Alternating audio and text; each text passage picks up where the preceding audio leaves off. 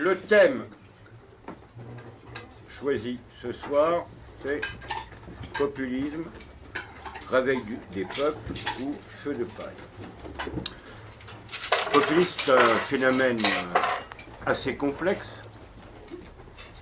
Si on regarde l'histoire récente, on pourrait dire que le général Boulanger, son entreprise, était de type populiste. Même le RPF de Gaulle, après-guerre, a toutes les caractéristiques du populisme, mouvement de Poujade. On voit certaines manifestations dans les pays de l'Est aujourd'hui, en particulier en Hongrie, où le gouvernement, tout en cherchant à rester dans l'Europe de Maastricht, cherche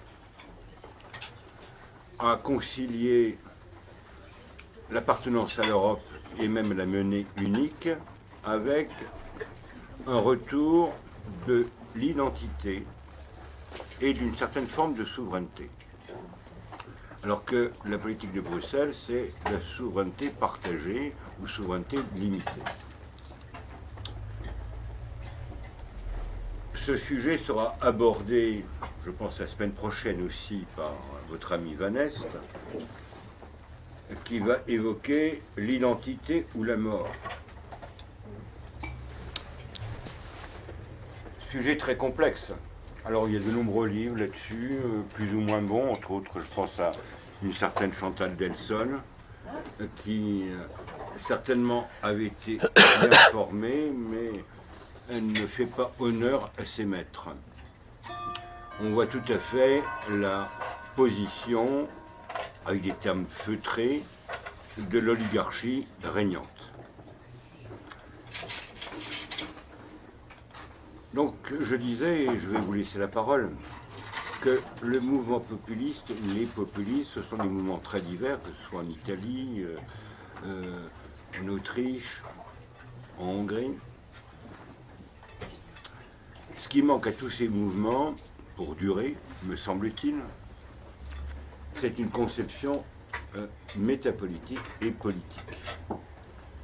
C'est pas parce qu'on réagit qu'on a la solution.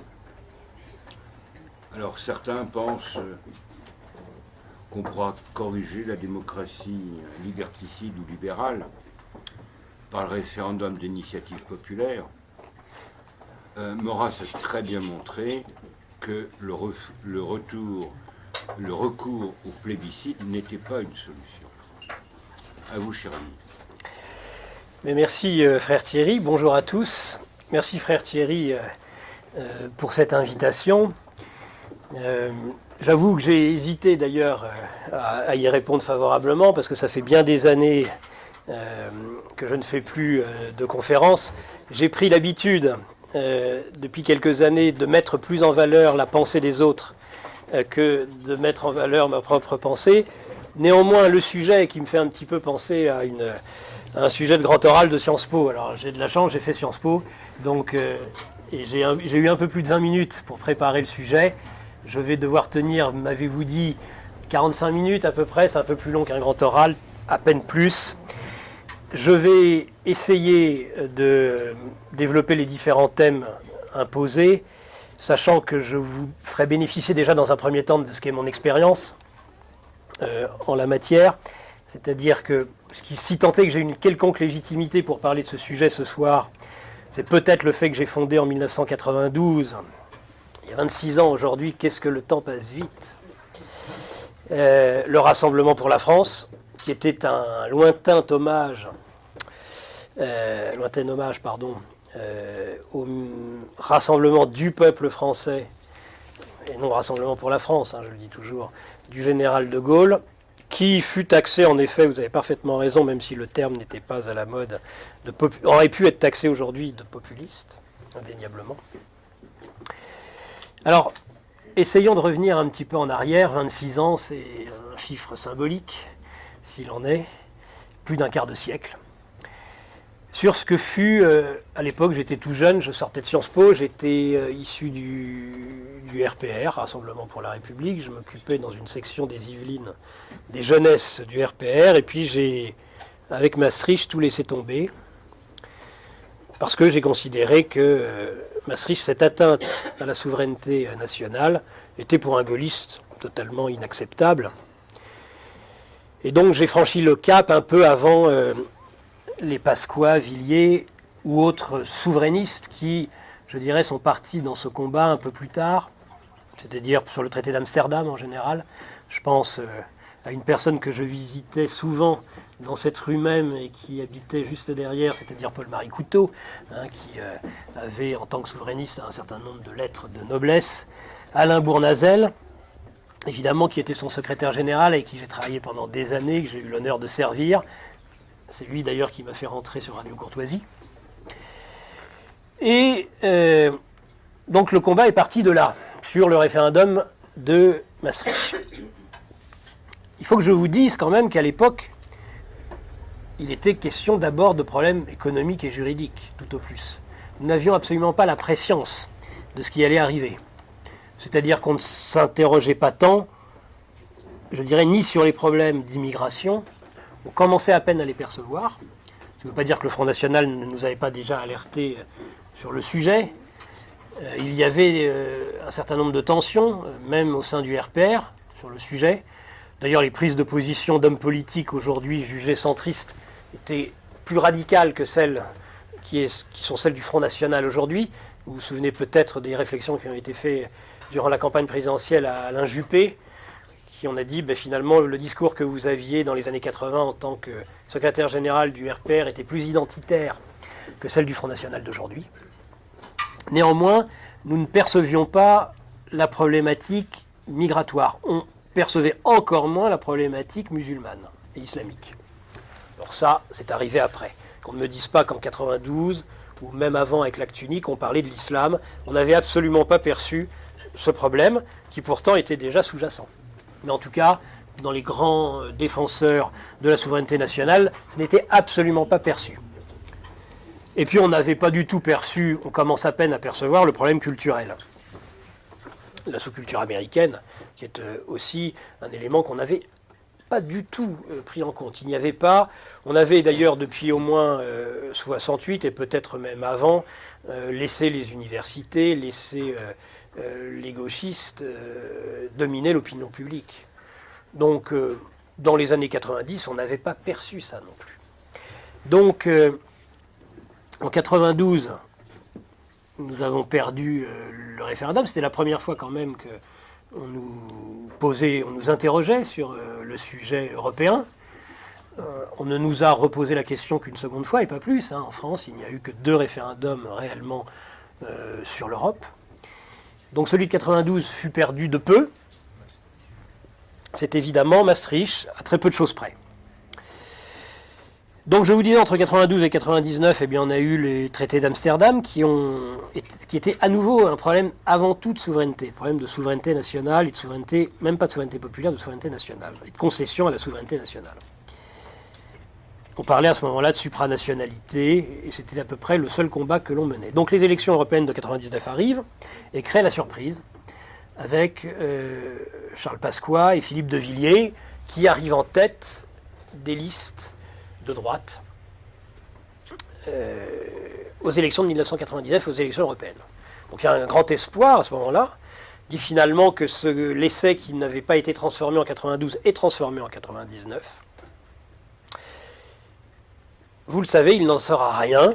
2 ans après, aux élections municipales de 2001, lorsque le RPF, Rassemblement pour la France, qui est le continuateur de mon RPF de 92, ne saura absolument pas s'implanter sur des élections locales. Philippe de Villiers et Charles Pasqua se seront fâchés en public. Ils se seront même traînés mutuellement devant la justice. C'est donc l'échec complet de la première alerte chaude, on va dire, que les européistes ont eu à connaître. Alors après arrive évidemment le référendum inespéré sur la Constitution européenne en 2005, où Jacques Chirac, essoufflé politiquement, recommet une erreur magistrale après avoir dissous en 97, croyant s'en sortir politiquement.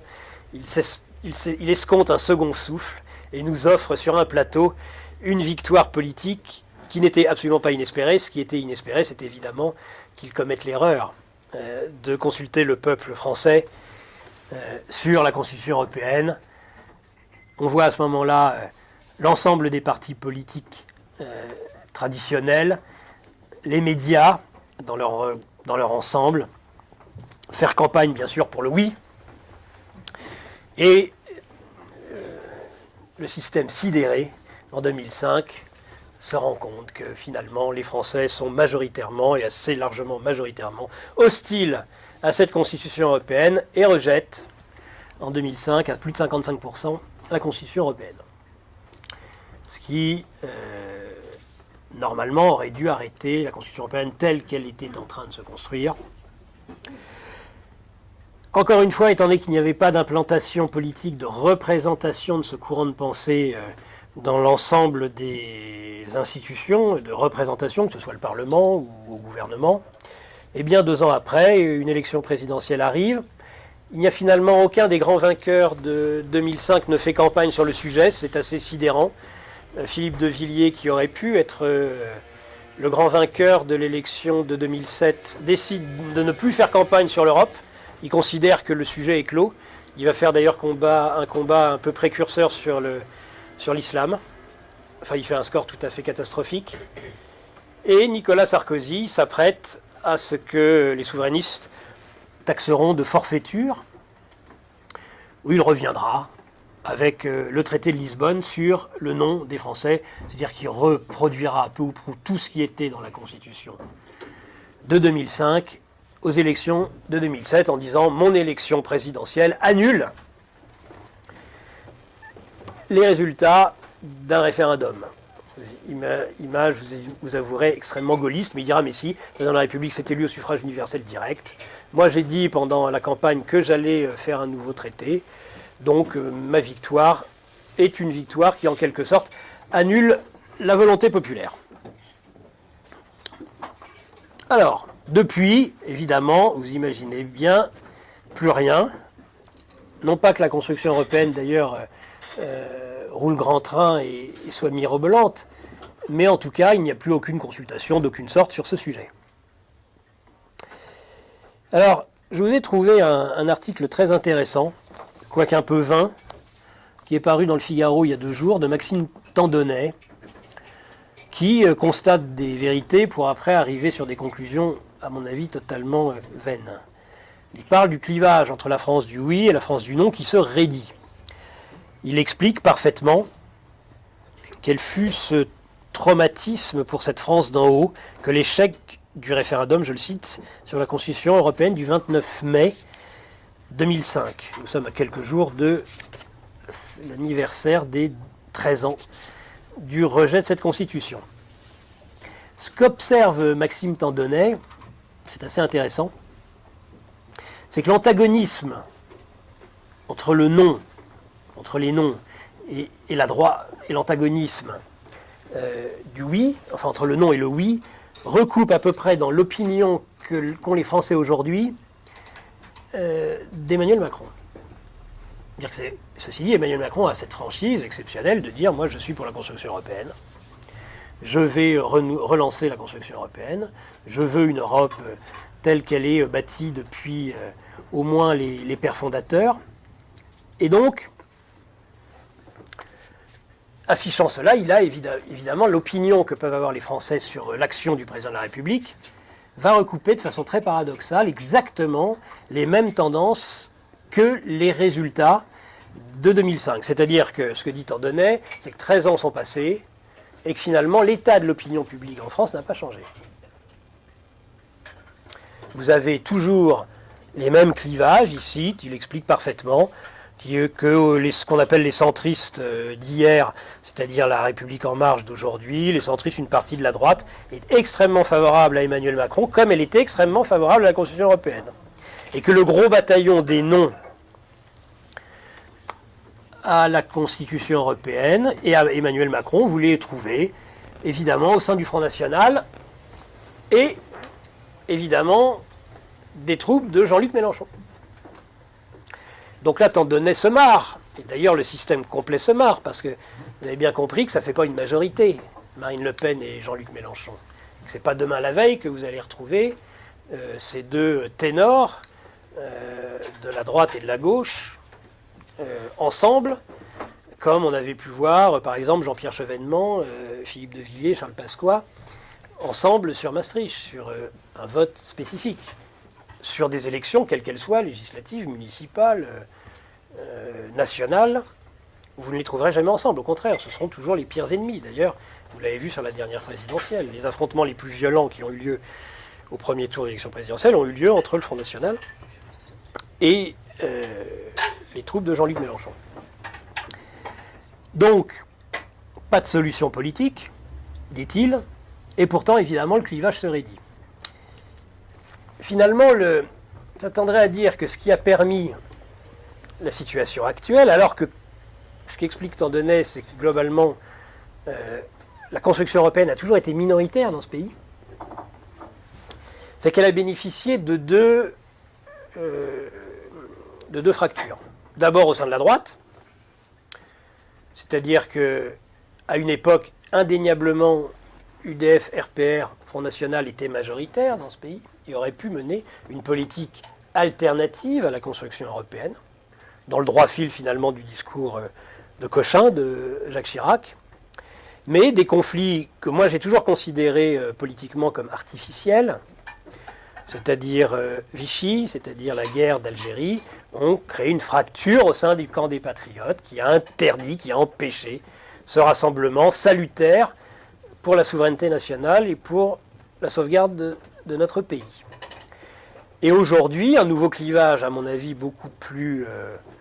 tout aussi artificiel au demeurant, puisqu'il a comme clivage, on va dire, le racisme ou l'antisémitisme, enfin plutôt le racisme. Alors que ça n'a jamais été un problème en France, enfin moi je ne sais pas, mais le racisme n'a jamais été une problématique française. C'est probablement une problématique aux États-Unis. Je pense qu'en effet, il y a une problématique raciale aux États-Unis qui a toujours existé, qui existe toujours, qui met d'ailleurs ce pays au bord de la guerre civile, mais en France, excusez-moi, il n'y a jamais eu de problème de racisme. Ça n'a jamais été un élément fort, clivant du paysage politique français. Et pourtant, c'est globalement la raison principale de la non-alliance, on va dire, entre le Front National et les Insoumis. C'est ce qu'explique Jean-Luc Mélenchon, c'est que ces patriotes sont des racistes. Et que s'il n'y avait pas la problématique du racisme, les autres problèmes étant un peu subsidiaires, eh bien tout serait parfait. Mais évidemment, c'est un faux conflit qui à nouveau crée ce dilemme et qui fait qu'il n'y a aucune alliance possible politiquement. Donc je vous passerai les conclusions de Maxime Tandonnet qui sont totalement ridicules. Parce qu'il explique que la seule issue, parce qu'il explique, il dit c'est quand même un problème, parce que la majorité ne peut pas accéder, il y a une opinion majoritaire sur des sujets essentiels tels que l'Union européenne, mais de toute façon ils ne peuvent pas accéder au pouvoir puisqu'ils ne pourront jamais être majoritaires, enfin, dans un système majoritaire. Donc après, sa conclusion est totalement dérisoire. Il parle de nouvelle équipe politique déterminée à transcender la déchirure. Enfin, c'est du lyrisme, c'est du blabla. Et évidemment, ce n'est pas demain la veille que nous verrons cette situation se mettre en place. On aura peut-être à nouveau des habillages, des Nicolas Sarkozy qui essaieront de récupérer le discours du Front National, ou inversement des centristes qui essaieront d'être et de droite et de gauche. Mais tout ça, c'est du théâtre. Et la construction européenne, elle continue évidemment à produire ses effets néfastes. Donc voilà un petit peu, je dirais, la situation. Alors pour répondre ensuite, pour commencer à répondre au sujet imposé par Frère Thierry, c'est-à-dire est-ce que le populisme c'est un feu de paille, ou bien est-ce que nous assistons actuellement à un réveil des peuples et des nations, on va dire qu'on a eu quelques bonnes nouvelles depuis 2016. On a eu le Brexit, Grande-Bretagne.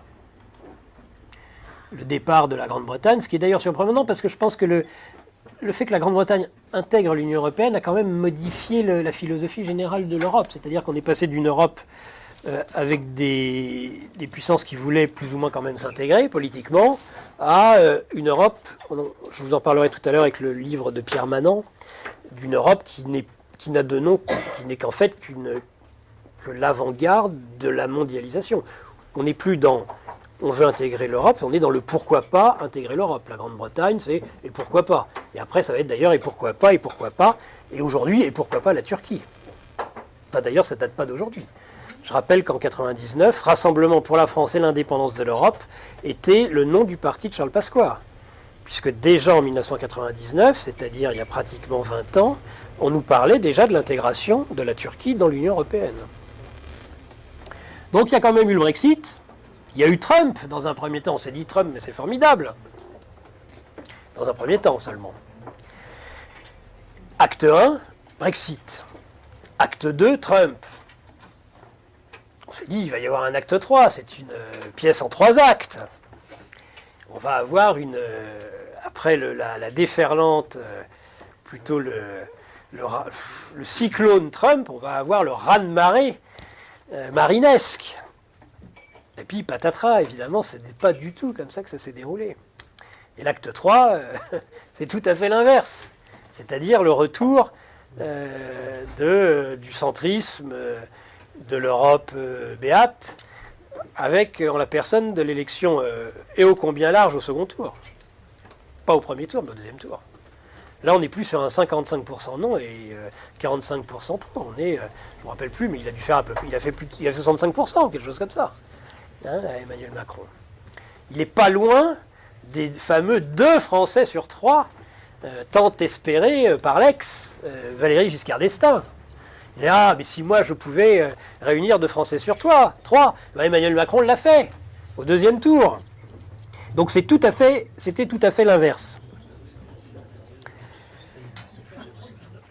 Alors bien sûr, après on peut, oh oui, ça, si vous comptez l'abstention, et la base électorale d'Emmanuel Macron de premier tour, vous êtes sur des résultats, sur des chiffres qui n'ont rien à voir. J'ai compté 1 Français sur 10, Maxime. Oh, mais à mon avis moins, parce que à 18, ouais. Bon, il a fait combien au premier tour? 18% des inscrits. 22%, mais c'est même pas 18% des inscrits, ça. Il y a eu combien de participation, enfin? Oui, enfin, on est un peu plus d'1 Français sur 10. C'est-à-dire que là, en effet, la base électorale se rétrécit très fortement. Donc, la victoire de Macron est un coup d'arrêt. La force de l'Union européenne fait que finalement, on peut toujours parler de Brexit, mais à ma connaissance, la Grande-Bretagne n'a toujours pas quitté l'Union européenne. Et je ne sais pas comment elle va la quitter. Je crois que dernièrement, le Parlement s'est adjugé le droit de dire non, éventuellement, à un retrait, tant le Premier ministre britannique est faible aujourd'hui. Deuxième coup d'arrêt, le poids de l'administration américaine, qui fait qu'aujourd'hui, finalement, Donald Trump mène la politique, non pas des faucons démocrates, mais des faucons républicains, dans à peu près tous les domaines. On en reparlera. Donc évidemment, quand on prend en considération l'ensemble de ces données politiques, là on n'est pas dans la théorie, hein, on est vraiment dans l'analyse politique, ça ne peut que donner raison à la sombre intuition, à l'inquiétude de frère Thierry, quand il nous parle, quand il veut que je traite de la problématique du feu de paille, en effet. N'est-ce qu'un feu de paille? Il parlait, je crois, d'Orban, on pourrait parler des pays du Visegrad, c'est 4 pays, hein. Il va y avoir la Pologne, la Hongrie, la Tchéquie et la Slovaquie, c'est ça. Mais c'est faible, c'est très très faible par rapport à des pays comme la France ou l'Allemagne, ou même l'Italie, l'Espagne, l'Angleterre, je suis désolé, qui est toujours au sein de l'Union européenne. Donc on est en droit de se poser ce problème du feu de paille. Alors, ça c'était, j'ai été un peu long, ce n'était que mon introduction. Et quand je vaticine contre les invités sur Radio Courtoisie qui, je les surprends à pontifier, à parler pendant des heures, à ennuyer leur auditoire, je me rends compte que finalement, lorsqu'on me donne la parole, je suis pire qu'eux. Mais bon. Alors, je voulais vous parler un peu à ma façon, et puis parce qu'on est quand même, c'est une invitation de frère Thierry, on n'est pas dans n'importe quel endroit, je suis capable de regarder un petit peu ce que j'ai autour de moi. Je vais essayer de traiter le sujet sur un angle non pas théologique, mais je vais interroger quand même la problématique religieuse ce soir sur à la fois le mondialisme, le populisme et l'avenir finalement de l'Occident. Parce que je crois on peut faire de l'analyse politique pendant des heures, mais on est bien obligé à un moment donné de se poser les questions fondamentales.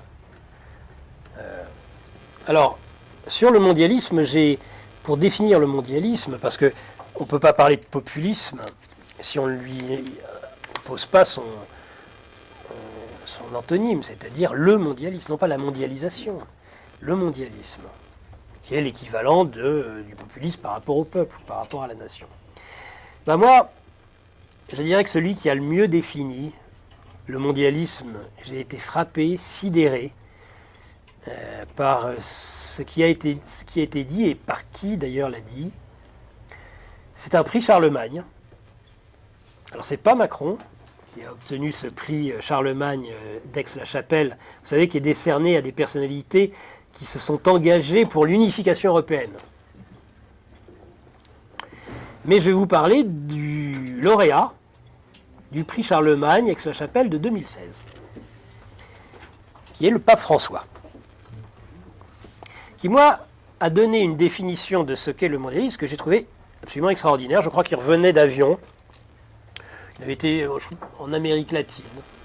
En particulier, il était allé, à ce moment-là, je crois, protester contre les restrictions à la politique migratoire à la frontière entre le Mexique et les États-Unis d'Amérique.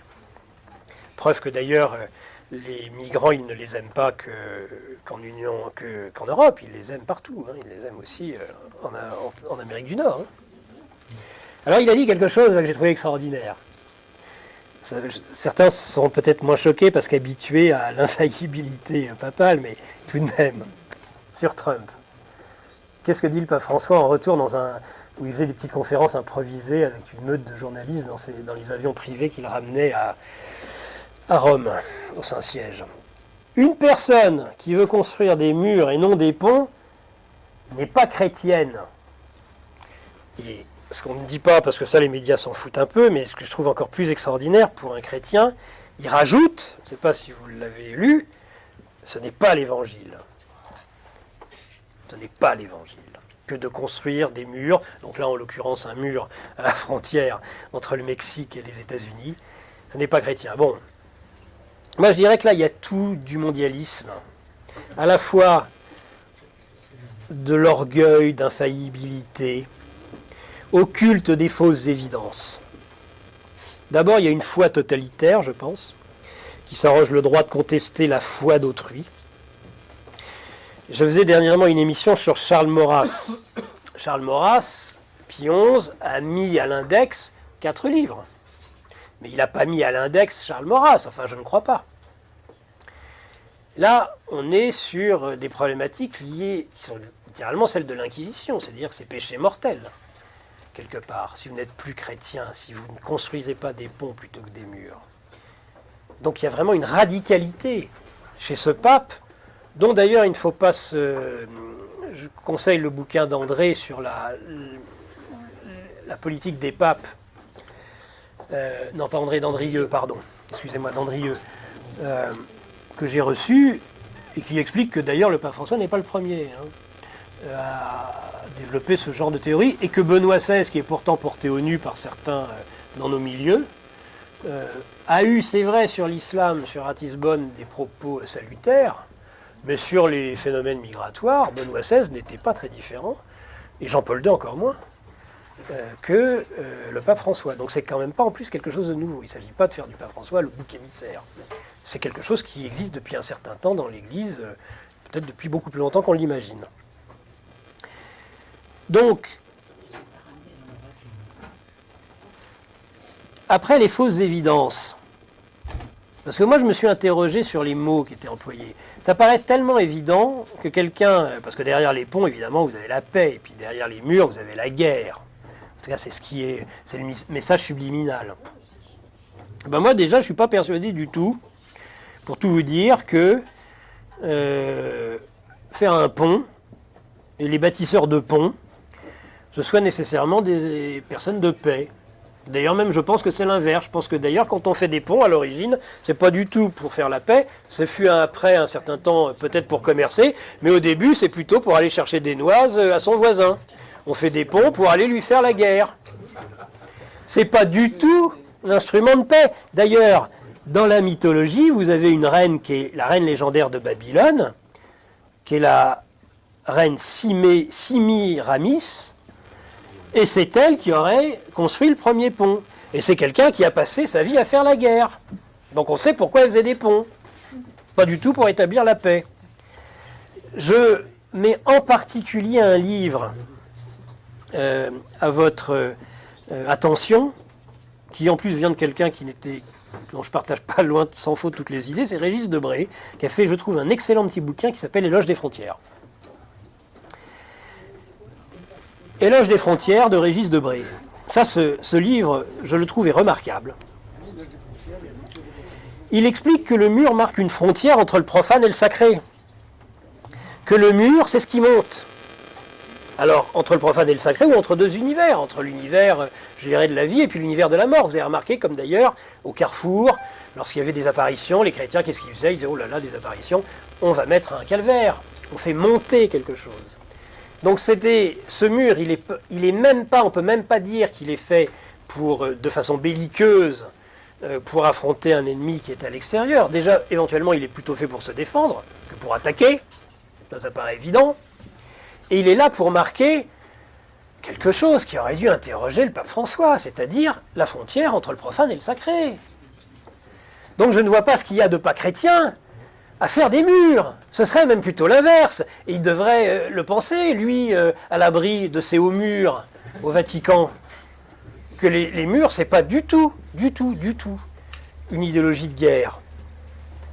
D'ailleurs, et pour terminer sur les fausses évidences, je ne sais pas si vous le savez, moi je l'ai lu dernièrement sur un livre, sur un sujet qui n'avait complètement rien à voir, pour tout vous dire, parce que c'est quand même marrant, je vais vous le dire. En février, je suis obligé de faire une émission sur un sujet que je ne connais pas du tout, le jeûne. Le jeûne, en février c'est normal, on arrivait sur la période de carême.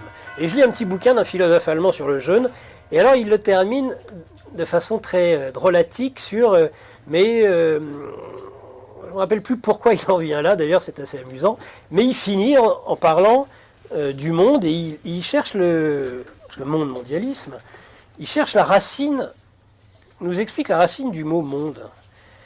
Et les mondialistes, je pense qu'ils ne savent pas.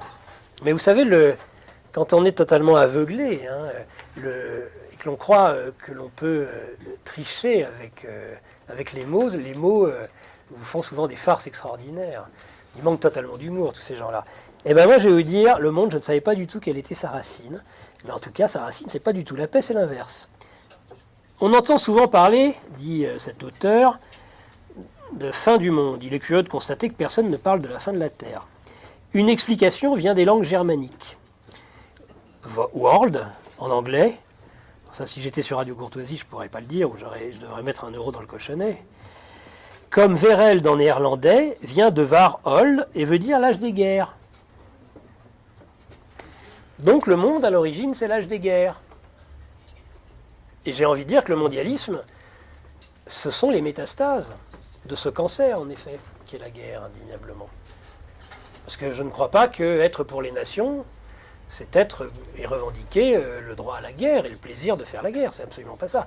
Une vieille nation européenne, j'ai envie de dire, s'il y a bien quelque chose que nous ne souhaitons plus avoir aujourd'hui dans le monde, c'est la guerre.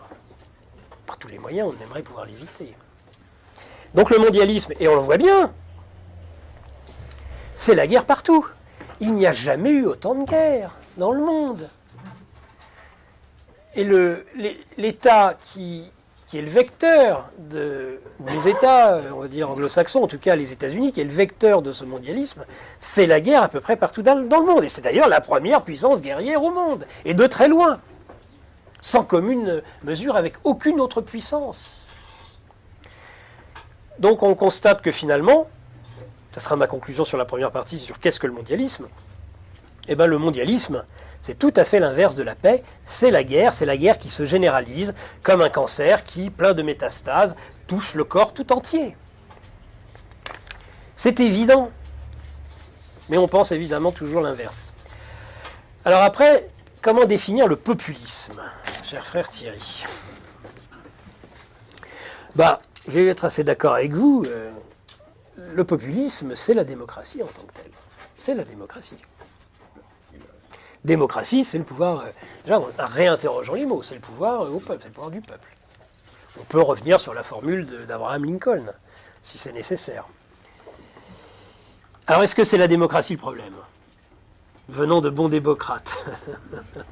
On est à nouveau dans des paradoxes extraordinaires. Alors, je vais être un petit peu plus théorique. En effet, il y a plusieurs formes de démocratie. Là, on est bien d'accord. Vous avez cité tout à l'heure la démocratie directe. Et vous avez fait dire à Charles Maurras que le piège était le référendum plébiscite. Alors c'est pas ça quand même. La démocratie directe telle qu'elle existe en Suisse, ça, si je ne peux pas être d'accord avec vous, frère Thierry, dire que la démocratie directe, c'est au contraire, c'est une initiative populaire. Donc c'est tout sauf le plébiscite. Ça n'a rien à voir. Il y a plusieurs formes de démocratie. Vous avez la démocratie pluraliste de l'Occident. Vous avez les démocraties autoritaires, presque autocratiques. C'est-à-dire l'autocratie démocratique. C'est Poutine. Poutine, c'est ça. Poutine, c'est un élu. Il est élu de façon extraordinaire, magistrale.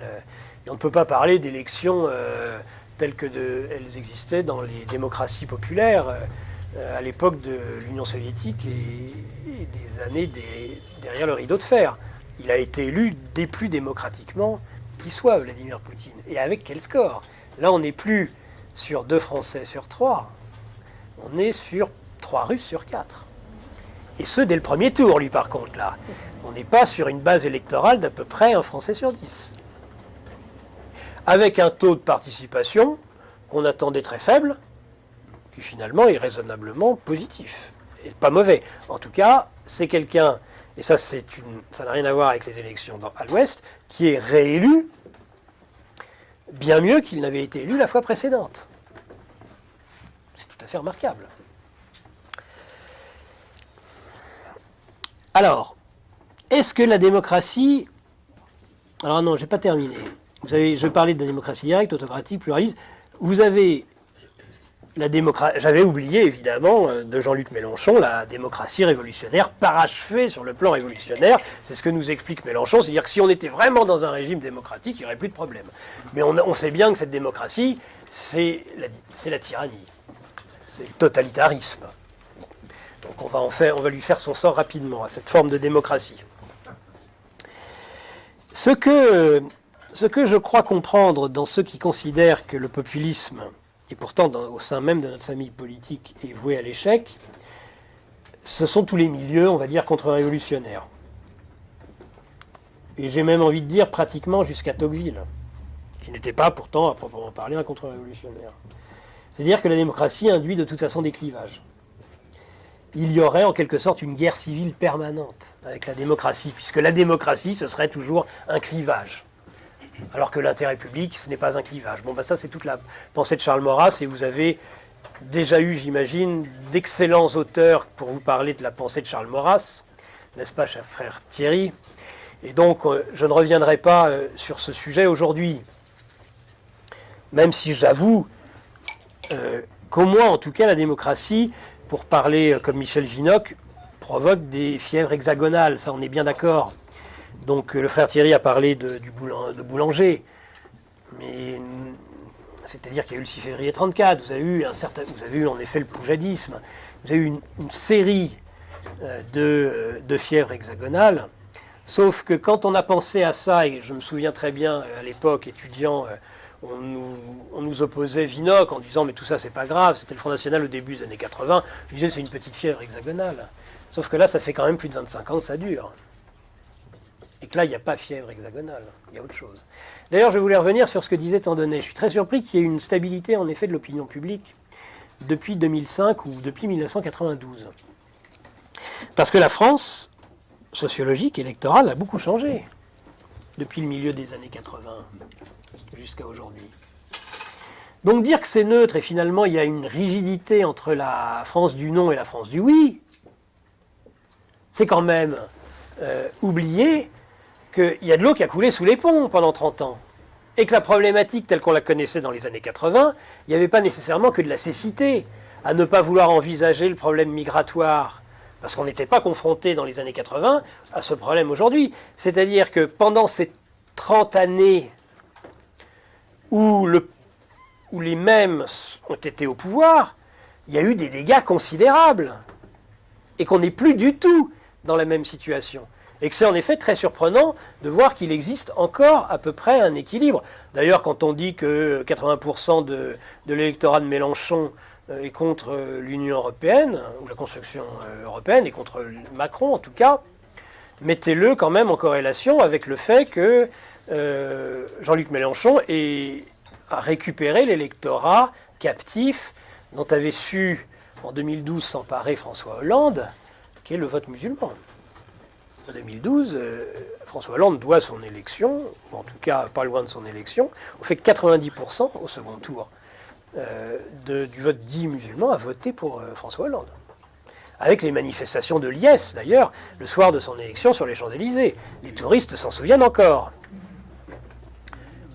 Mais j'avais vu déjà la même chose avec, pour tout vous dire, en 2002 avec Jacques Chirac. J'étais allé, malheureusement, j'avais accompagné ma mère, qui était très chiracienne, qui avait voulu que j'y aille absolument, et moi je ne voulais pas y aller. Et alors, quand j'avais vu qu'il y avait finalement plus de drapeaux marocains, algériens, turcs que des drapeaux français, évidemment, ça avait fait un petit peu grise mine. Mais bon, on avait gagné, hein, c'est un peu comme la finale de la Coupe du Monde de foot avec Zidane. Ah, bravo. Alors... donc on était, je vous ai parlé de la démocratie, des problèmes de clivage.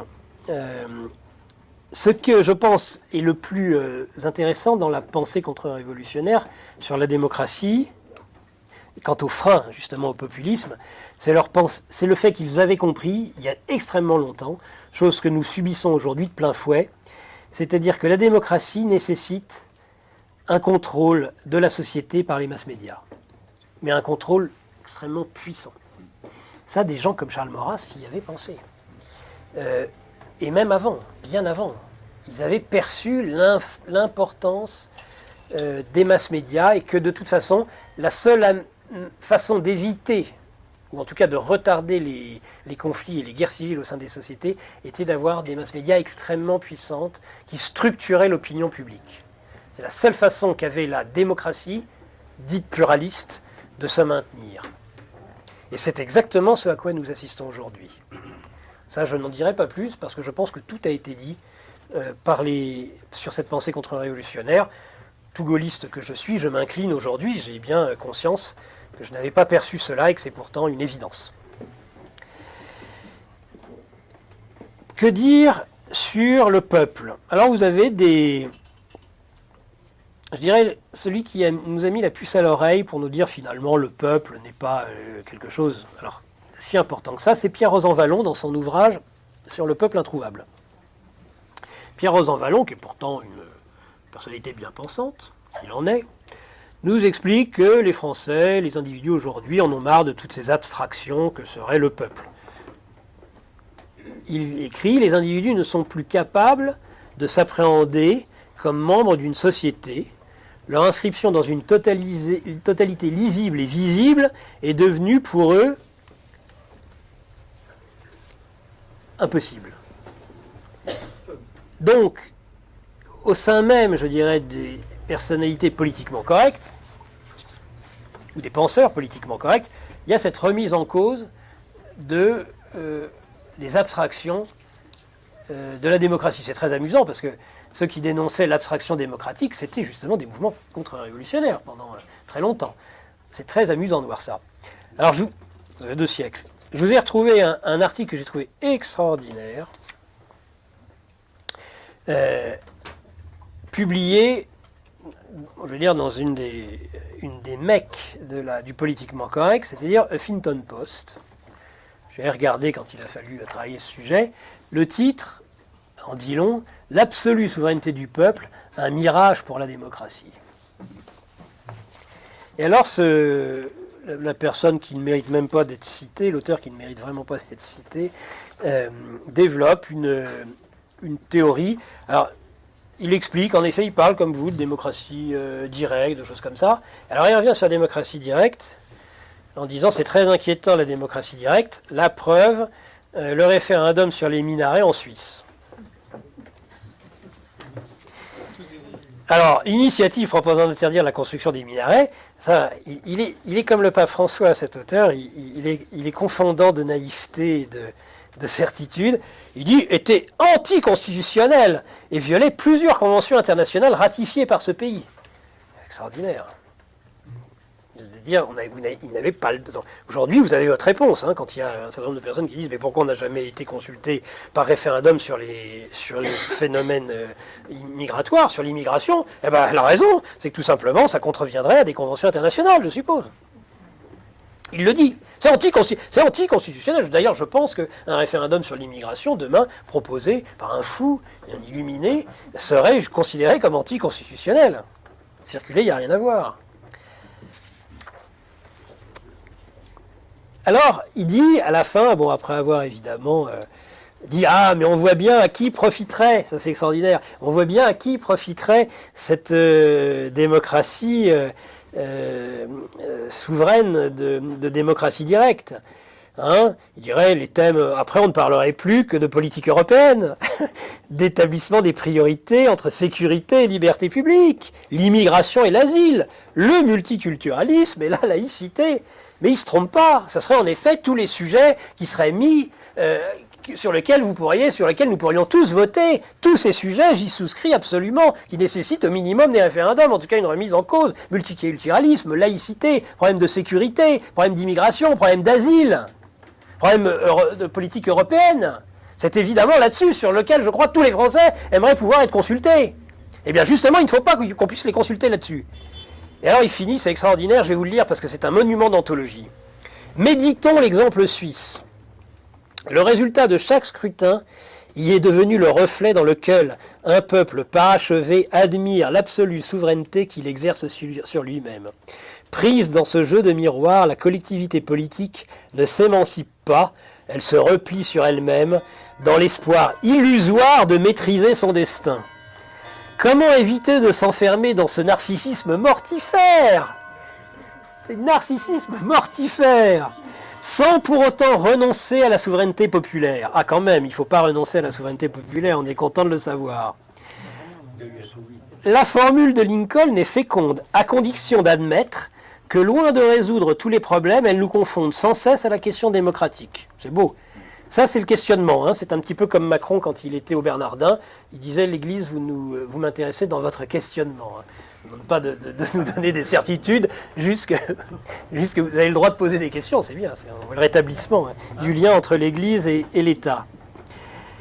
Cette mise en garde invite le peuple à ne pas se projeter comme une institution autosuffisante et à entretenir les instances tierces qui permettent à sa souveraineté de ne pas se réduire à l'image de sa propre action. C'est à cette condition que le pouvoir qu'il exercera sur lui-même contribuera à son émancipation. Donc si je comprends bien, le peuple, enfin c'est un extraordinaire paradoxe de l'esprit, dire que le peuple ne contribuera à son émancipation qu'à la condition donc de laisser à d'autres le soin de l'émanciper. C'est à peu près ça. Pardon ? Quel est l'auteur de cet article ? Ah, je ne sais pas s'il faut le citer parce que je ne sais pas s'il le mérite. Ah si, il faut connaître. Alors, ils sont deux.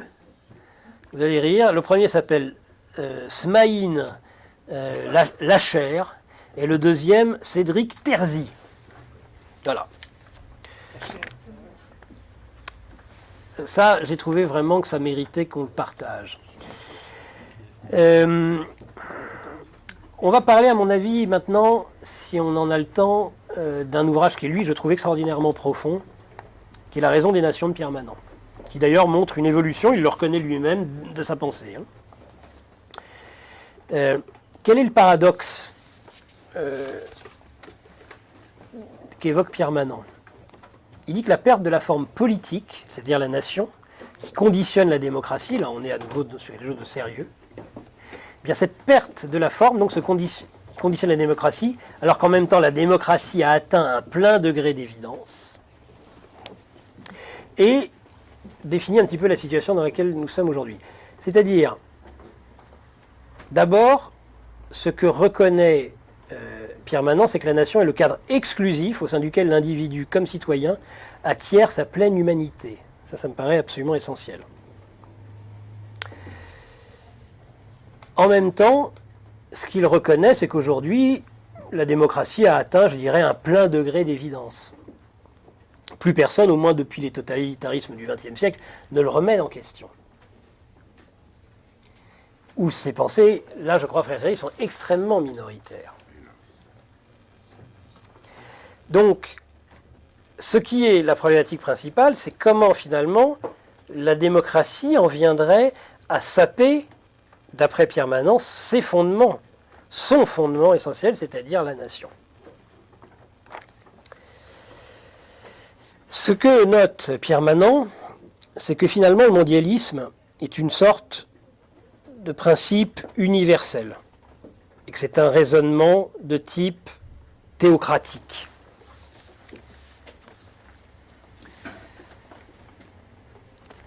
Comment le traduit-il ?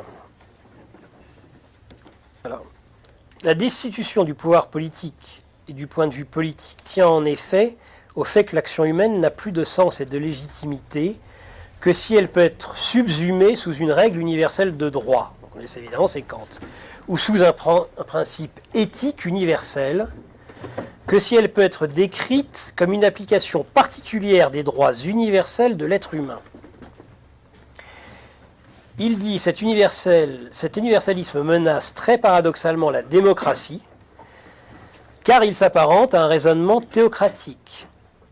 Cela même qui fonde l'exercice démocratique n'est pas, dans le cadre de l'universalisme, la particularité de l'État souverain, mais le principe universel inconditionnel auquel on se soumet aussi aveuglément qu'au commandement divin, tout aussi universel. C'est extrêmement profond et en même temps difficile à résumer dans le cadre d'une conférence. Mais en tout cas, je crois qu'il faut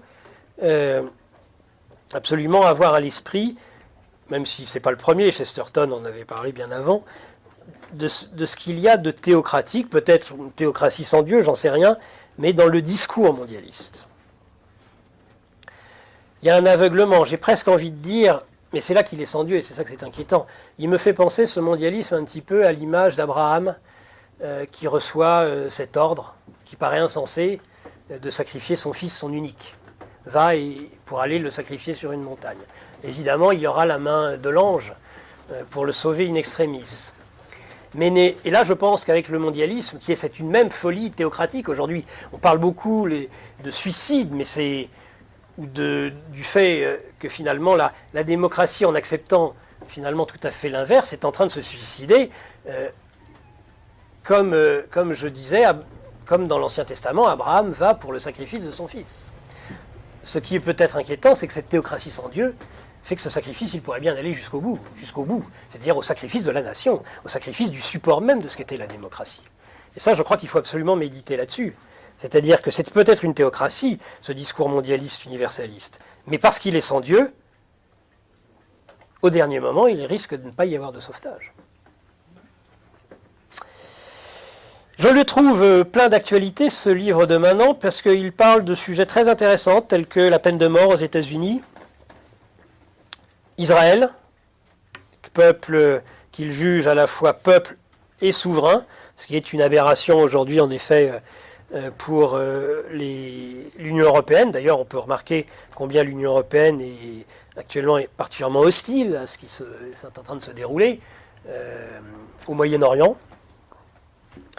Je vous rappellerai qu'aujourd'hui même, ce 14 mai, est le 70e anniversaire de la création de l'État d'Israël.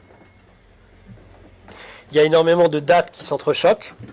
Vous avez certainement entendu parler des débuts d'émeutes et d'insurrections sur la bande de Gaza, à nouveau, le jour même où est inaugurée l'ambassade des États-Unis à Jérusalem, qui semble poser tant de problèmes.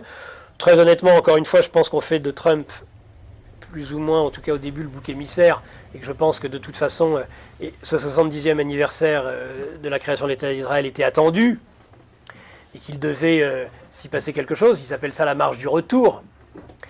Et d'ailleurs, la journée de demain sera probablement beaucoup plus violente encore que la journée d'aujourd'hui, non seulement parce qu'il marquera le début du Ramadan, c'est étonnant, hein, 70e anniversaire le 14, alors après, on croit ou pas, et à la symbolique des nombres et à la concordance des dates, mais quand même. Et la Pentecôte qui arrive, parce que ça on va parler de la Pâque des Nations, entre l'Ascension et la Pentecôte. Mais il y a tout cela qui se met en place et qui fait craindre, et qui moi me donne... Macron disait, ça a été très étrange, il disait, mais je crois dans l'avenir de l'Europe, parce que l'Europe aujourd'hui est frappée par des tragédies. Alors je trouve que pour un chef de l'État, c'est quand même très ennuyeux de dire des choses pareillees. Mais il le dit clairement dans son dernier discours à Aix-la-Chapelle. Il dit, oui, mais moi je crois en l'Europe, parce qu'avec toutes ces tragédies, l'Europe va être obligée d'avancer. Alors, que ce soit un discours mystique, un mystique puisse le penser tout en le taisant, mais d'un chef de l'État qui détient la parole publique, c'est folie de dire des choses pareilles. Parce que ce qui nous attend, c'est plutôt à nouveau des guerres, et c'est plutôt des guerres civiles, que l'avenir et le progrès pour les peuples européens. Ce que dit maintenant dans son livre sur les États-Unis, il parle de la peine de mort. Il explique que finalement, c'est l'exception qui confirme la règle, la peine de mort. Et que si les États-Unis, étrangement, qui sont par ailleurs un grand territoire de la démocratie, a maintenu la peine de mort, en tout cas dans un grand nombre de ces États, c'est un paradoxe extrêmement intéressant qui montre qu'il n'y a pas de démocratie si on ne veut pas la force et si on ne veut pas la souveraineté. C'est un peu la conclusion de son ouvrage. Et il cite Israël de la même façon, en disant quand on veut la démocratie, quand on veut la nation, on veut la force et on veut la souveraineté.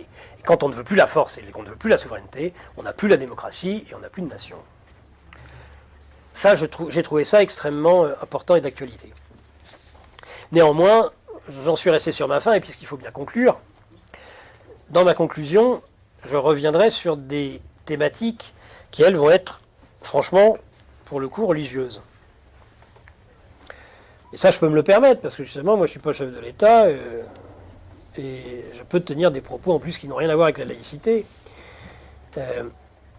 J'en reviendrai, et j'en avais parlé, ce sont des discussions que j'ai avec le frère Thierry, sur le problème de l'évangélisation, et sur le fait de baptiser les nations. Vous savez, à ce moment-là, au moment de l'Ascension, même si ça se traduira surtout au moment de la Pentecôte, vous avez par exemple dans Matthieu, Jésus s'étant approché, alors c'est après la crucifixion, leur parla ainsi, « Tout pouvoir m'a été donné dans le ciel et sur la terre. Allez, faites de toutes les nations des disciples, les baptisant. » Donc faites de toutes les nations des disciples, les baptisant au nom du Père, du Fils et du Saint-Esprit. Et enseignez-leur à observer tout ce que je vous ai prescrit. Et voici, je suis avec vous tous les jours jusqu'à la fin du monde. Matthieu. Donc ça, évidemment, pris au premier degré, qu'est-ce qu'il faut entendre par leur enseigner tout ce que je vous ai prescrit? Vous aurez des mondialistes. Parce que les mondialistes ne sont pas tous athées, hein, déjà pour commencer. On parle de la construction européenne et des démocrates chrétiens. Ils ne sont pas athées, les démocrates chrétiens. Pas du tout, d'ailleurs.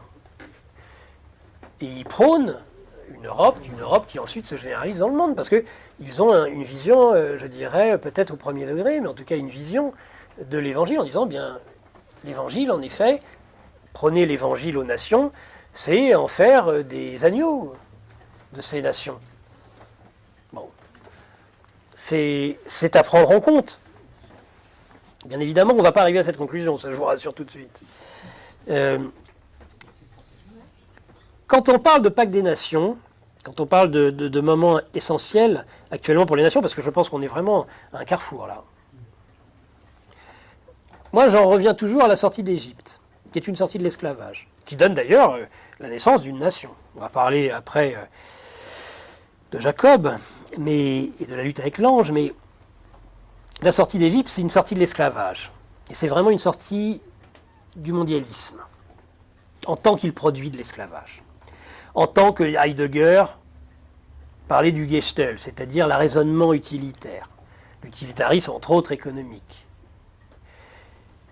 Sortir de cette Égypte qui aujourd'hui est mondiale, puisque d'ailleurs ce qui était le destin singulier d'un peuple avec l'Ancien Testament, qui est le peuple juif, devient le destin de l'humanité tout entière, avec l'Ascension et la Pentecôte. Parce que c'est ça, enseigner les nations.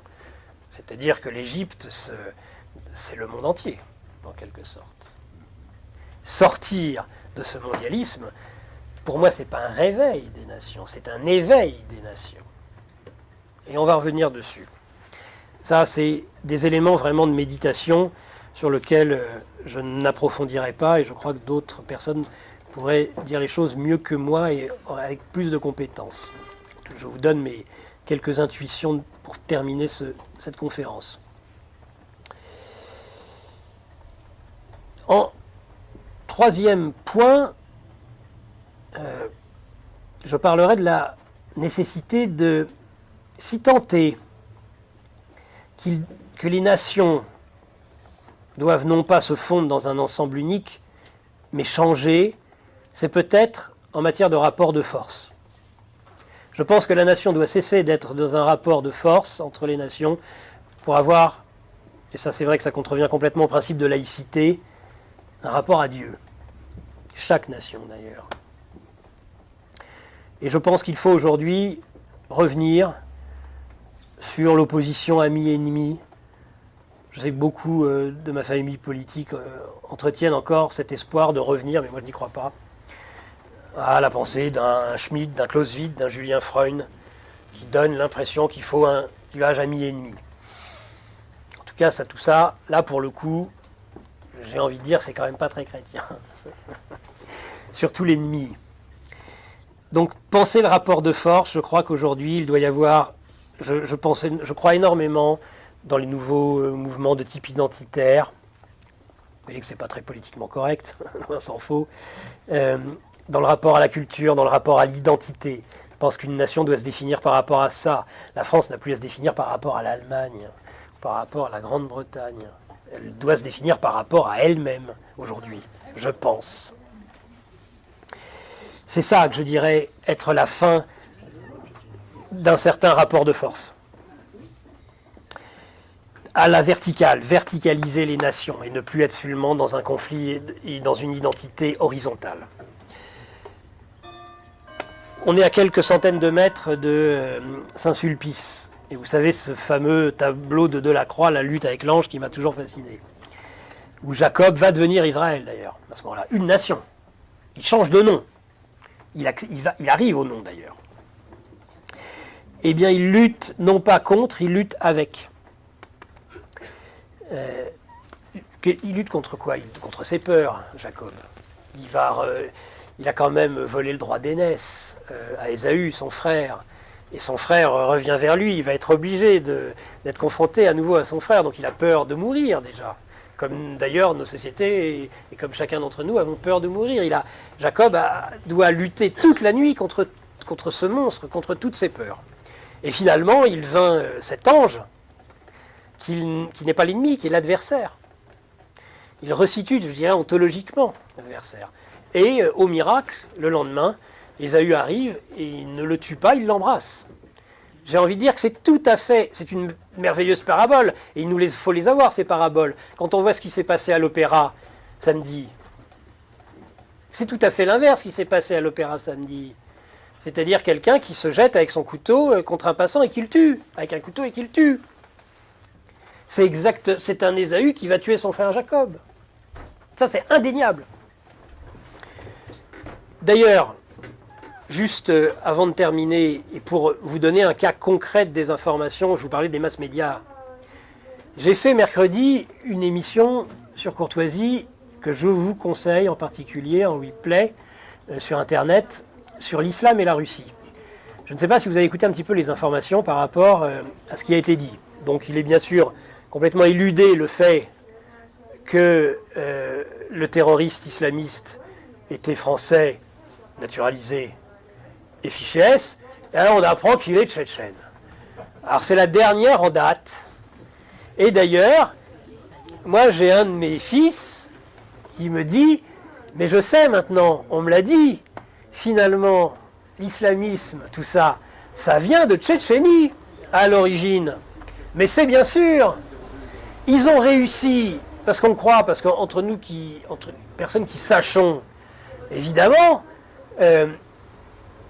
on sait très bien que tout ça c'est n'importe quoi. Pourquoi c'est n'importe quoi? C'est d'autant plus n'importe quoi que la Tchétchénie et que l'islam en Russie est non seulement très modéré, non seulement il y a eu des réformes, quand on nous explique aujourd'hui que l'islam de France, on ne peut pas réformer le Coran, puisque ça a été écrit par Dieu. Mais il n'y a que chez nous qu'on dit ça. Enfin, il n'y a que chez nous, il n'y a que chez les salafistes et les wahhabis qui disent ça, les frères musulmans. C'est absolument pas le cas. Il y a eu des réformes de l'islam qui l'ont modéré énormément, eh bien, par exemple en Russie. En Tchétchénie, ils étaient soufistes à l'origine. Et c'est avec la décomposition de l'Union soviétique qu'évidemment, gagnant du Moyen-Orient vers l'Asie centrale, l'Afghanistan, jusqu'en Tchétchénie, la querelle d'un islam complètement importé est arrivée et a infesté la Tchétchénie. D'ailleurs, c'est à cette époque, rappelez-vous, parce qu'on dit, oui, Poutine, on voit ça souvent sur les réseaux sociaux, dit, j'irai poursuivre les terroristes jusque dans les chiottes. Bon. C'est à ce moment-là qu'il le dit. C'est pas aujourd'hui. Il l'a dit à l'époque. Et d'ailleurs, il insiste à l'époque, en 99, quand il arrive au pouvoir. Il dit, la guerre en Tchétchénie, c'est une guerre internationale contre le terrorisme islamique. Il alerte tout le monde. Et nous, en 2000, qu'est-ce qu'on fait de mieux ? On ne trouve rien de mieux, c'est d'accueillir les familles tchétchènes, qui évidemment, dont on imagine que vous parlez de réfugiés. Il dit oui, ce sont des réfugiés. Alors les médias disent oui, c'était des réfugiés. Et aujourd'hui, d'ailleurs, la Tchétchénie est devenue l'équivalent de la République islamique d'Iran. C'est à peu près ce qu'ils ont dit. Vous vous rendez compte ? Là, on n'est plus sur la désinformation, on est sur du mensonge. C'est-à-dire le mensonge absolu. En se disant, finalement, le Tchétchène, il est un peu russe sur les bords. Donc c'est un peu Vladimir Poutine qui a mis le coup de couteau. C'est insensé, les réflexes pavloviens qu'on est en train d'essayer d'instiller dans ce pays. C'est dramatique. Pourquoi j'en étais arrivé là ? Oui, j'ai parlé du fait de lutter avec et donc de lutter contre. Et là, on peut revenir encore une dernière fois à Poutine. Donc vous savez qu'il est d'ailleurs toujours un champion d'arts martiaux. C'est-à-dire cette technique du judo qui est de prendre, eh bien c'est un peu comme Jacob, vous regardez Jacob avec l'ange, on croirait deux judokas dans le tableau de la croix. C'est comment utiliser l'énergie de l'adversaire pour la retourner contre l'adversaire d'ailleurs, et l'acquérir pour soi. Avoir cette énergie en plus, ça nous décuple la force, finalement, quand ils réussissent à faire basculer. Ils réussissent à intégrer dans leur mouvement la force d'autrui. C'est exactement ce qu'il faut faire, je dirais, par rapport au mondialisme. Parce qu'en tant que chrétien, on ne peut pas ne pas être d'accord avec le fait que nous ne faisons qu'un. Nous sommes un.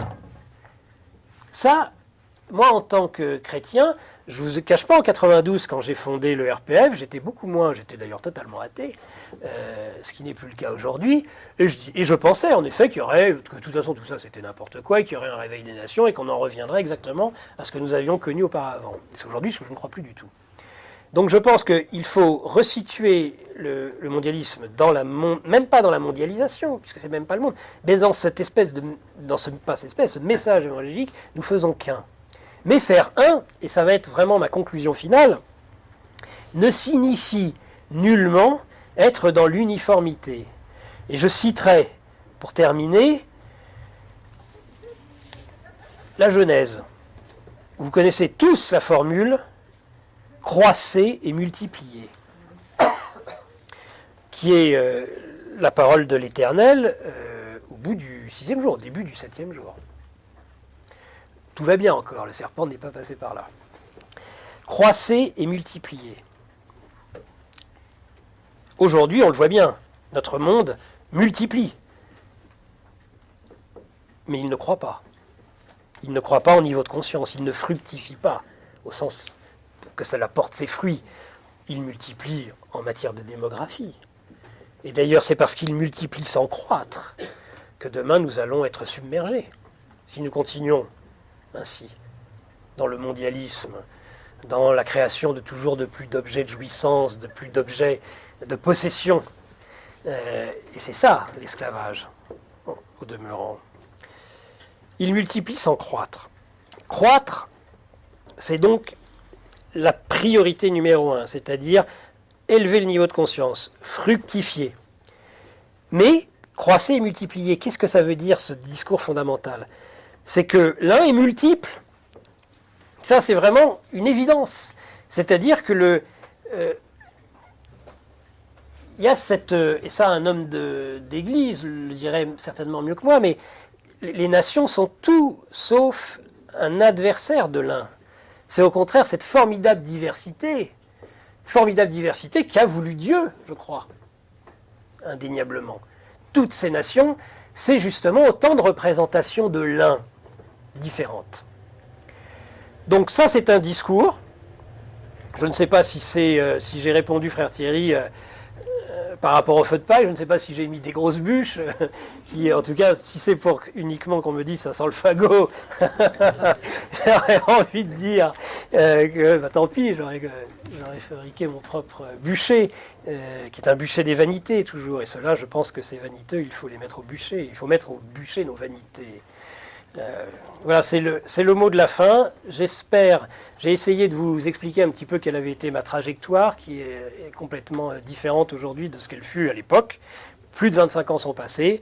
J'ai acquis, bien entre autres, je vous le dis, frère Thierry, cette foi que je n'avais pas à l'époque, qui me fait voir les choses autrement, ce qui ne fait pas que je suis moins attaché à la nation, mais qui fait qu'en effet, en tout cas, sur un élément qui me paraît essentiel, je pense qu'aujourd'hui, il va falloir revenir sur un certain nombre de certitudes, entre autres ces certitudes sur le rapport de force. Ça ne veut pas dire qu'il faut être des agneaux. Le discours sur Beltrame, pour terminer peut-être juste là-dessus, parce que j'ai été un des premiers à imaginer que Beltrame était quelque chose de formidable qui nous arrivait. Sauf que ça a été complètement détourné. Ce qui m'intéressait dans Beltrame, c'est ce bon père Jean-Baptiste, c'est-à-dire qu'un père qui préparait le mariage d'un colonel de gendarmerie avec sa jeune épouse ait pu s'introduire dans le débat public. J'avais trouvé ça formidable. Sauf que, vous avez vu, ce tour de force du chef de l'État, au moment de l'hommage aux Invalides, n'a pas cité à un moment donné le mot chrétien au christianisme et l'identité chrétienne du colonel. Il a parlé, ce qui n'est pas un scandale, mais il a parlé de l'origine juive de la dame qui donnait lieu le soir à une marche blanche, qui avait été assassinée. Et il a parlé de l'islam, il a parlé donc des juifs et de l'islam. À aucun moment, la référence, le mot chrétien n'a été employé. Ce qui relativise d'ailleurs, quelques jours après, le discours des Bernardins, où un certain nombre de bons chrétiens ont dit « Ah, c'est formidable, Emmanuel Macron, ce qu'il nous dit ». Ça doit plus que relativiser les choses. Mais donc ce n'est pas pour devenir, il ne s'agit pas de se désarmer, bien au contraire. Il ne s'agit pas de devenir tous des Arnaud Beltrame et se désarmer face à un terroriste. Ce n'est pas ça du tout, je signifie.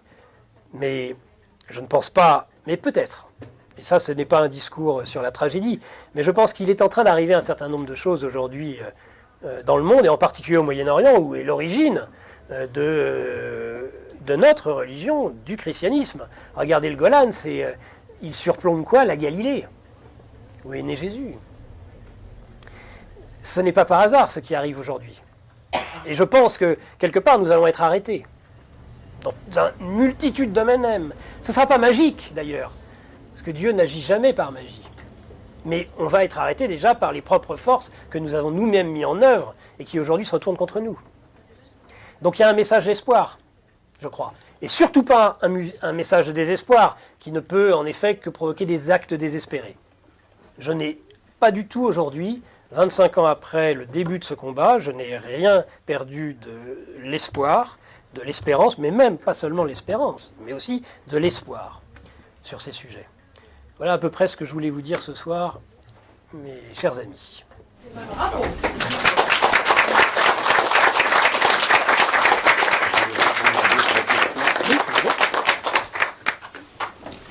Est-ce qu'il y aurait éventuellement 2 ou 3 questions? Surtout que je n'ai pas été, à mon avis, extrêmement clair sur certains sujets, en particulier la conclusion. Donc il faut préciser des choses. Madame. Oui, vous avez parlé du clivage qui divise les Français, en passant par la guerre de l'Algérie et en remontant à Vichy. Mais il faut remonter bien plus haut, c'est la Révolution française. Écoutez, tous les martyrs, artisans du faubourg Saint-Antoine, on ne parle même pas de la noblesse dans ces cas-là. On parle de petites gens qui étaient confrontés au...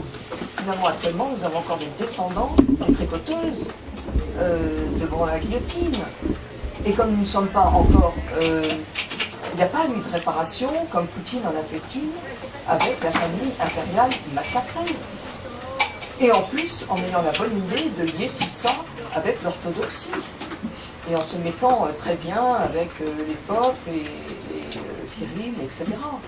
Donc, nous en sommes complètement empêchés depuis 3 siècles. C'est-à-dire on a fêté un événement qui remonte à 3 siècles. Oui, la Révolution est à l'origine. Ce que je voulais dire sur Vichy et l'Algérie, c'est dans le clivage au sein de la droite. Donc au sein, normalement, de ceux qui n'ont pas voté la mort du roi.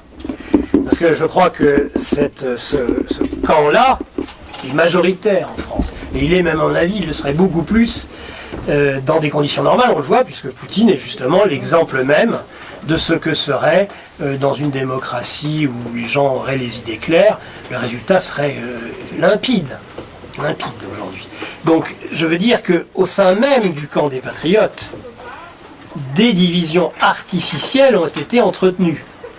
Vichy et la guerre d'Algérie au sein de la droite, et entre les Français, même au-delà de la droite et de la gauche, ce problème du racisme. Je persiste à dire que s'il y a bien un peuple qui n'a jamais été raciste, qui a toujours été dans l'accueil, c'est bien le peuple de France. On ne peut pas nous faire assumer aujourd'hui les problèmes de l'esclavage, on ne peut pas nous faire assumer aujourd'hui ce qui se passe à des problématiques éventuellement, je vous dis, américaines. Au pire, en effet, éventuellement, il y a bien un problème racialiste aux États-Unis, on le voit tous les jours. Mais ça n'a rien à voir avec l'histoire de France. L'Angleterre, Oui, éventuellement, aussi. Mais ça, c'est les problèmes d'anglo-saxons.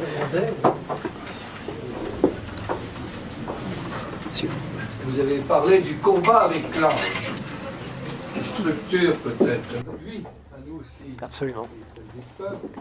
Alors, je remarque que quand on attaque le populisme politiquement correct, finalement, on attaque l'être et la chair même des gens. Je pense à cette phrase de Chateaubriand dans le précédé qui dit aux gens qui perd son Dieu, perd son peuple. Qui perd son peuple, perd son Dieu, excusez-moi.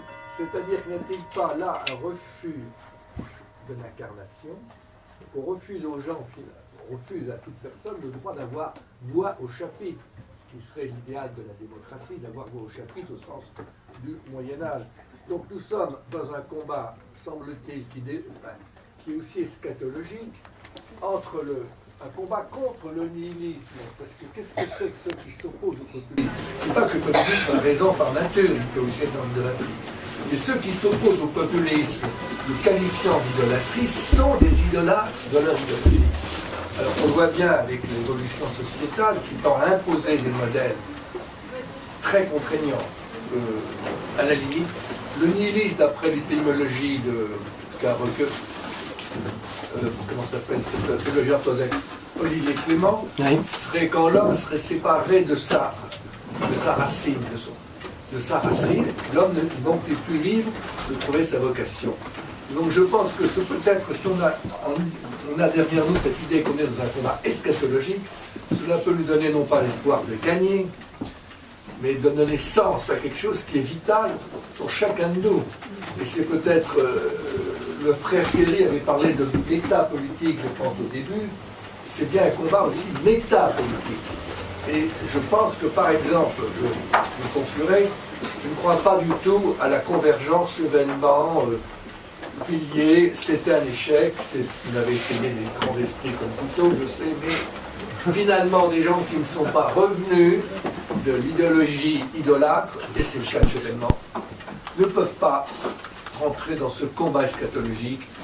On l'a vu récemment en Chevènement, il a été un prix donné à une Femen par Madame Hidalgo. Bon, je suis désolé, si la Femen est le porte-parole du combat contre la laïcité, ça ne marche pas, il y a quelque chose. Donc il y a vraiment... Je reviens au combat avec l'ange, qui est à mon avis le point fort de votre exposé. Merci. Je partage totalement votre point de vue sur l'incarnation. J'ai même envie de dire que je le dis souvent, je le dis entre autres à chaque fois qu'on s'engueule avec Bilger sur le sujet, je crois qu'on n'a jamais eu un président de la République aussi peu incarné que Macron, qu'Emmanuel Macron. L'idolâtrie, bien sûr. Le nihilisme, moi qui aime travailler les étymologies, je tiens du professeur Mattei, qui a été un de mes professeurs, une étymologie qui va totalement dans votre sens, puisque dans nihilisme, il y a il. Et le il, c'est le lien, c'est cette espèce de fil, voilà, voilà. Donc c'est ce fil et c'est cette négation du fil. Je partage totalement votre point de vue. Que le combat actuel, qui est un combat sur l'humanité, débouche sur un salut individuel, me semble totalement chrétien, et je partage totalement aussi ce point de vue. C'est-à-dire qu'en effet, on n'est peut-être pas sur cette victoire au sens mondial du terme, mais en tout cas, c'est un combat qui retentit sur chacun d'entre nous. Et là, on n'est pas sur l'individualisme, mais sur le salut, à titre individuel, sur le plan individuel. Sur Chevènement, je dirais, faut-il tirer sur une ambulance?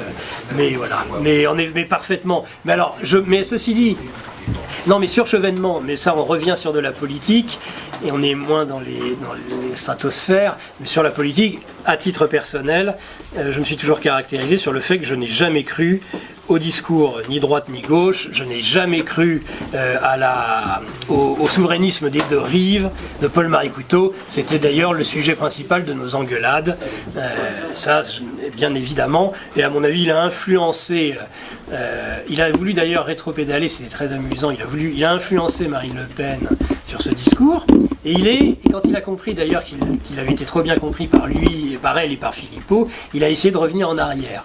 C'était assez pathétique. J'aime bien l'Europe de Charlemagne. Qu'est-ce que vous en pensez? Malgré le prix Charlemagne. Oui, hormis le prix. Hein. Bah là, on est sur un Saint-Empire et donc c'est l'Europe. Bon, si vous entendez par là l'Europe et ses racines chrétiennes. Il y a un aspect, oui, il y a cet aspect-là. Je pense qu'il est quand même difficile de nier ses racines. Et là, on est et le nihilisme, c'est aussi la négation des racines. Et puis le fait aussi que les frontières ont bougé depuis Clovis, je veux dire, oui. On a eu l'Otharingie, tout ça, enfin du temps de Charlemagne, tout ça, on a eu le siège à Aix-la-Chapelle déjà, c'était plus sur notre territoire national, bon... cette impression de puissance tout de même, moi je suis très attaché à la puissance. Et puis il a quand même combattu les Sarrasins jusqu'en Espagne, hein, tout de même, Roland Roosevelt, etc. À l'Est, il a tout de même essayé de convertir les barbares, enfin ce qu'on appelait les barbares encore à l'époque, hein, il y a les Avars, je crois, les Saxons, les Avars, etc., Hongrie, etc.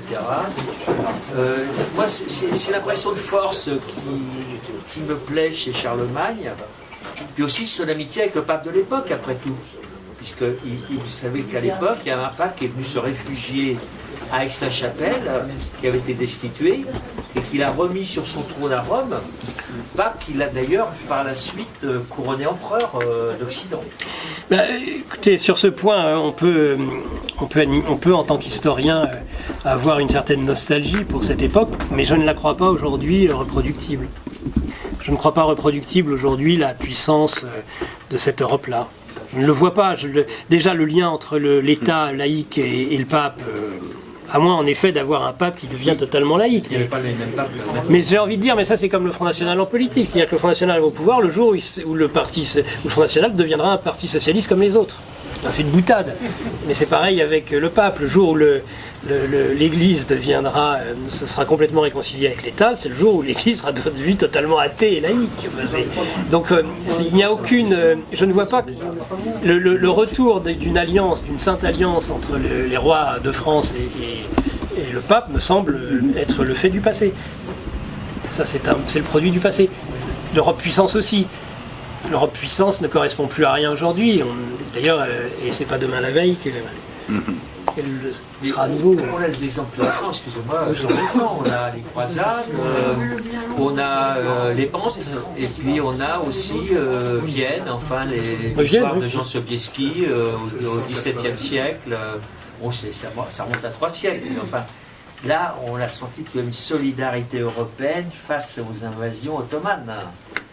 Qui d'ailleurs les Français étaient un peu absents dans ces batailles. Mais est-ce que vous, je le regrette d'ailleurs. Est-ce que c'est par esprit c'est par humour, ironie. Enfin, vous ne pensez pas une seconde que les peuples actuels, tels qu'ils ils sont en Europe, peuvent demain se reconvertir à l'Europe de Charlemagne. Enfin, c'est insensé. Toute situation est renversable pour moi. Regardez De Gaulle est parti, je ne sais pas que j'aime De Gaulle particulièrement, hein, je vous le dis tout de suite. Ne vous excusez pas. Non, De Gaulle est parti le 17 juin à Londres, il n'avait pas grand monde derrière lui, hein, je vais vous dire, c'était perdu d'avance. Oui, mais il avait des puissances considérables. Après, et aujourd'hui, au départ, il n'avait pas grand-chose. lui, oui, mais il était dans un camp qui était extrêmement puissant, alors qu'aujourd'hui, vous n'avez plus rien de tout ça. Ah, bon, Une dernière question. Une dernière question. J'avais une question. Après avoir lu 2 livres, La cause du peuple de Patrick Buisson et Décomposition française de Malika Sorel, on a l'impression que même lorsqu'un gouvernement moins à gauche comme Sarkozy était élu, avec des conseillers comme Malika Sorel et Patrick Buisson, rien ne se fait et que par conséquent le changement ne viendra plus du pouvoir exécutif mais d'un soulèvement qui pourra peut-être venir. Qu'en pensez-vous? Alors qu'aucune solution ne vienne du système électoral, j'en suis convaincu depuis maintenant un certain nombre d'années. J'ai bourlingué dans beaucoup de groupuscules politiques et j'ai essayé avec des amis d'incarner un certain nombre d'idées politiques en dehors des grands partis politiques aux élections. Ça s'est toujours soldé par des échecs qui me font dire aujourd'hui, alors là très clairement, contrairement à beaucoup de mes amis souverainistes, je ne crois plus du tout dans la solution électorale. Ça, c'est évident. Et quand Tandonnet, je vous parlais au début, nous dit ça se tend, mais il y a encore des solutions politiques, institutionnelles et électorales, je ne peux pas, c'est totalement résiduel aujourd'hui. Il n'y a plus aucun espoir de la sorte. Le soulèvement, j'ai envie de dire, le soulèvement tel que vous l'imaginez ou tel qu'on pourrait éventuellement même l'espérer, me semble faire partie du monde de Charlemagne. Enfin, je veux dire, je ne vois pas du tout demain un soulèvement de ce type. Ça, je le souhaiterais. Je vais même vous dire, là c'est un petit logo des Volontaires pour la France, dont je suis un des membres fondateurs, qui est dirigé par Yvan Blum et puis surtout le général Martinez. Donc, et qui se dit en effet apolitique, au sens où il prépare autre chose que les élections. Il prépare le jour où un certain nombre de troupes vont arriver, comme les jeunes identitaires qui ont commencé à se prendre en main, eux-mêmes, et à faire ce que l'État ne faisait plus, c'est-à-dire à faire barrage aux frontières, à se substituer, paraît-il, à un service public. C'est la dernière en date. On n'a plus le droit non seulement de se défendre personnellement, mais on n'a même plus le droit de défendre nos frontières. On n'a plus le droit de passer un examen. 10 personnes empêchent un examen de 700 personnes. C'est quand même assez ahurissant. Donc, pour répondre vraiment très rapidement, ce soulèvement, ça fait un certain nombre d'années qu'on l'espère, mais il n'y en a aucun, non? Il n'y a plus d'espérance.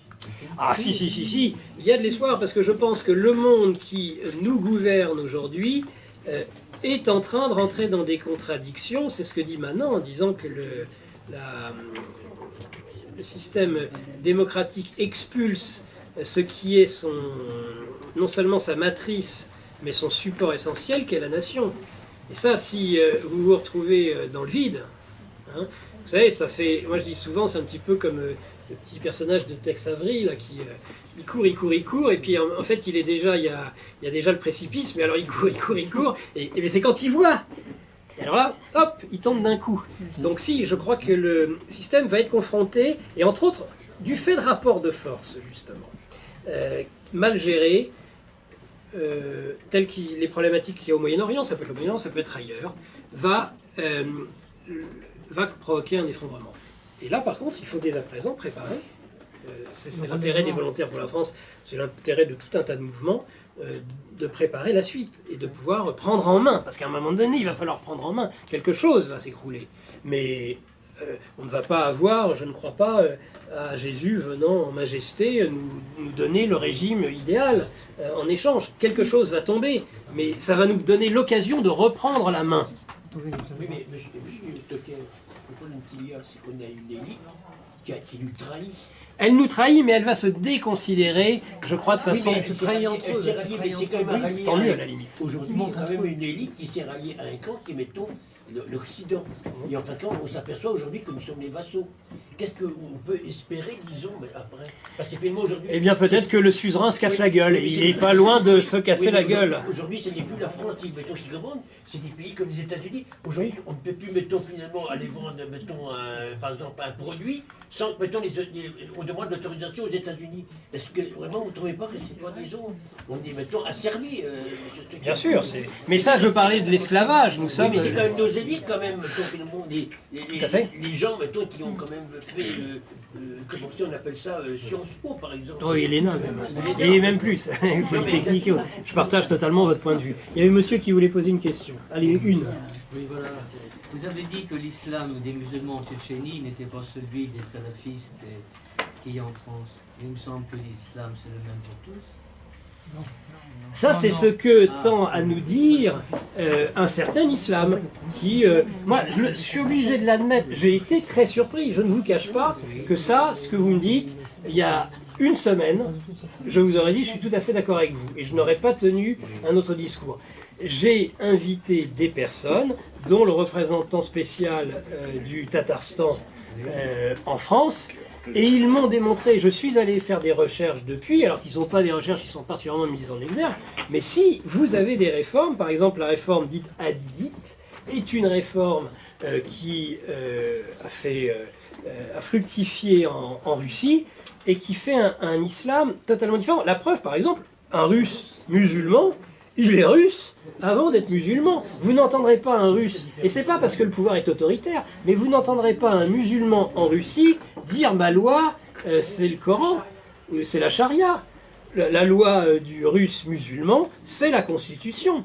Ça, c'est tout à fait évident. Je pourrais vous citer les anecdotes que m'a rapporté Yvan Blot sur ce sujet, où le grand mufti est invité lors de l'équivalent, je dirais, de la conférence des évêques en France, chez les orthodoxes. Et il est là, et il prend la parole. C'est pas les évêques qui vont se déplacer à la grande mosquée. C'est le grand mufti qui va sur l'équivalent de la conférence des évêques, qui dit « mais moi je suis très bien, mais bien évidemment c'est la Russie, c'est mon pays. D'ailleurs on s'est tous battus contre le nazisme à une époque, et bien sûr notre patrie c'est la Russie. » Et ça ne pose en Russie réellement aucun problème. D'ailleurs, je referai une émission, cette fois-ci plus longue de 3 heures, tellement j'ai trouvé le sujet intéressant, où j'inviterai les personnes sur la façon dont l'islam est réglé, et la problématique de l'islamisme est réglée en Russie et en France.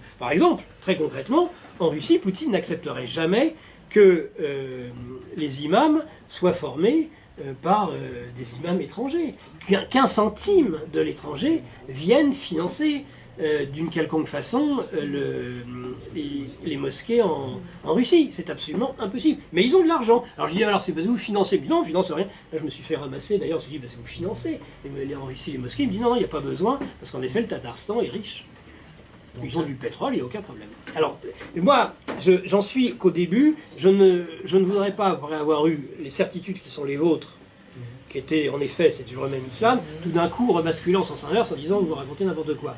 Je veux que ce sujet soit travaillé.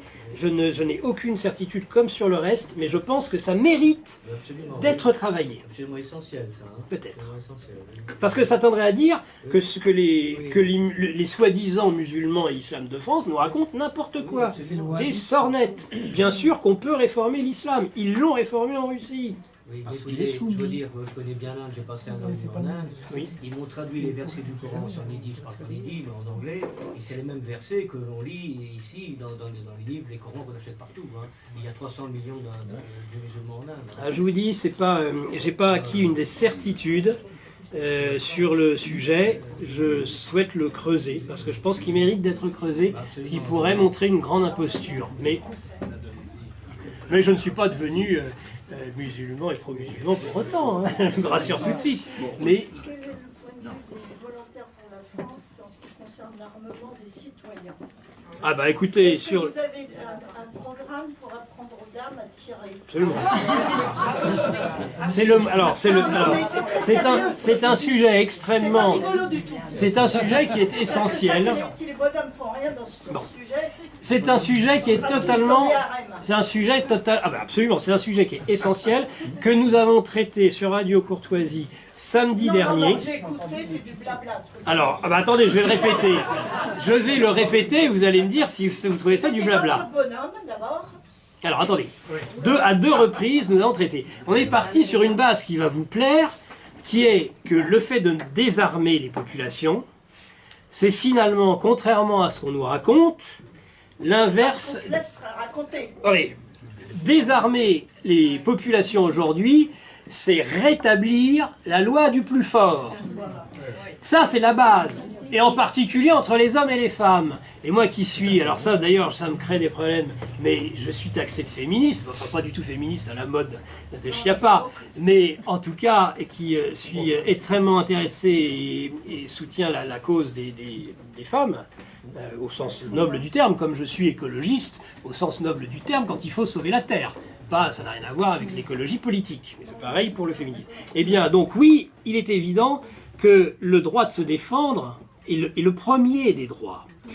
Ça, c'est la première chose. Alors ensuite, ça existe. Ensuite, il y a des lois. Et ces lois nous permettent aujourd'hui, jusqu'à présent, malgré un certain nombre de limitations voulues à la fois par l'État français et par l'Union européenne, on en a parlé, il est tout à fait possible aujourd'hui d'acquérir des armes, d'avoir des programmes. Il est bien évident possible de s'inscrire, sauf éventuellement à Vissou, où ils viennent de fermer parce que... La France, concrètement, comment vous approchez les gens des Pékin moyens? Alors, le 9 juin a lieu à Bourges. Ah non, mais attendez, je vais vous expliquer pourquoi. A lieu à Bourges le 9 juin la réunion des cadres. Maintenant, le territoire est à peu près maillé intégralement. Et dans la besace du responsable départemental, dans tous les départements de France, il y aura un certain nombre de formations. On a commencé à le faire, aussi en région parisienne, où là, on a fini, ça y est, de mailler le 71, 75, 76, 77, 78, non pas le 77, 78, 91, 92, 93, 94, 95. Donc on a des responsables départementaux qui ont tous été briefés. Et bien évidemment, il y aura des formations dans chaque département de self-défense.